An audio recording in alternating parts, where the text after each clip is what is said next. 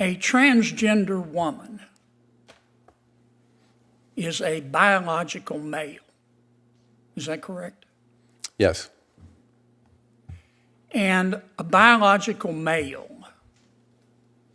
is always going to have a physical and a physiological advantage competing in a collegiate sport against a biological female. Isn't that true? There's not a lot of research on it, but it's certainly debatable. You think it's debatable? I think it's debatable. Wait, you don't think? You mean with you don't no... think that a biological male has an advantage every time competing against a biological female? Is that your testimony? No, I think defined the way you defined it, yes, I would agree with you. So you agree with me? Yes. Okay. So why does the NCAA, why do you, your job is to promote fairness in collegiate sports. Yep. Why do you support allowing transgender women who are biological males to compete against non-transgender biological females? Today's hearing exploded into one of the most intense clashes on Capitol Lens. Senator John Kennedy went straight for the jugular, confronting NCAA President Charlie Baker over gambling, fairness in sports, and the deeply controversial issue of transgender participation in women's athletics. No filters, no breaks, just raw, unfiltered accountability. Let's dive into this showdown and break down every moment. Kennedy? Thank you. Thank you, Mr. Chairman. About 90% of my personal philosophy is don't hurt someone unless they're trying to hurt you. Don't take other people's stuff, and leave me alone. So I'm pretty libertarian when it comes to gambling. Within reason, if someone wants to gamble, they can. But I do want to ask you this, Mr. Rebuck. Can you name me one form of legalized gambling where the House doesn't have a decided advantage? The gambling industry always has the advantage, as you are correctly indicating. Okay. The point is that the consumers know that. That's. I'm sorry to cut you off. I just don't have much time. Governor Baker, the NCAA exists in part to promote fair competition in collegiate sports, does it not? Yes. Could you speak in the mic for me? Yes. Okay. A transgender woman is a biological male. Is that correct? Yes.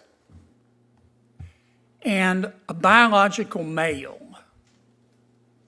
is always going to have a physical and a physiological advantage competing in a collegiate sport against a biological female. Isn't that true? There's not a lot of research on it, but it's certainly debatable. You think it's debatable? I think it's debatable. Wait, you don't think? You mean with you don't no... think that a biological male has an advantage every time competing against a biological female? Is that your testimony? No, I think defined the way you defined it, yes, I would agree with you. So you agree with me? Yes. Okay. So why does the NCAA, why do you, your job is to promote fairness in collegiate sports. Yep. Why do you support allowing transgender women who are biological males to compete against non-transgender biological females? Over the course of the past 2 years, 5 federal court cases involving this question, let me finish. 5 federal judges have all sided with participation as the standard. This is a very... So you're saying you don't have a choice? I'm saying that under the current dynamic, there is not clarity on this issue legally. Well, why don't you exhibit leadership and demonstrate leadership and provide clarity?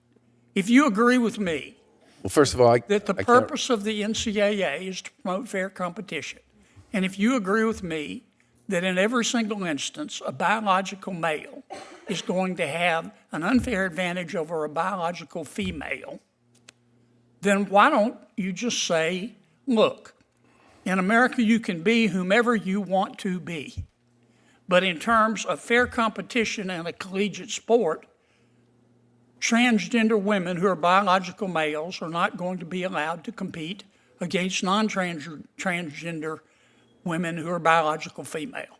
Boom, done. Why don't you take that position, Charlie?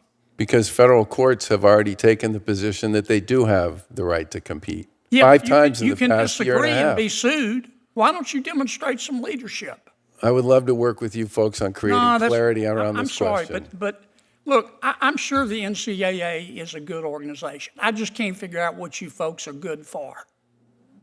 I know you take in bucket loads of money and you share some of it. You make that money off the backs of these kids. Your predecessor, who was a good man, took home $2.8 million a year in salary. I'm not going to ask you what you make, but I bet you didn't take a pay cut.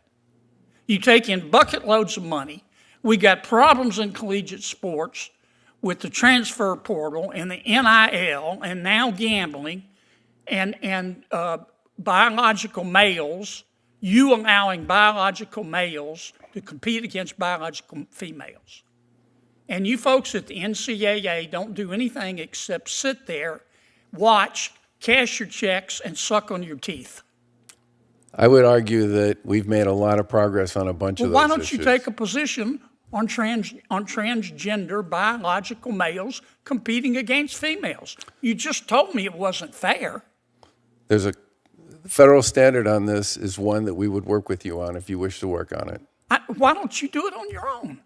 Because we're a national what you're governing there body for, and we sir. follow federal law. That's what you're there for. Why don't you stand up and say in front of God and country, federal law is wrong, and the NCAA believes in fair competition. We also believe in equality. If you want to, in America, you can be whatever you want to be. You can be whomever you want to be. But our job is to promote fairness in sports. Our job is, Biological males are not going to be allowed to compete against biological females. Why don't you go to Amazon and buy a spine online and take a stand? Thank you, Senator Kennedy. Next is Senator from Vermont. Senator Schiff, from California. Thank you, Mr. Chairman, and thanks for holding this hearing, which has been fascinating. If you like deep dive of political moments like share, comment, and subscribe,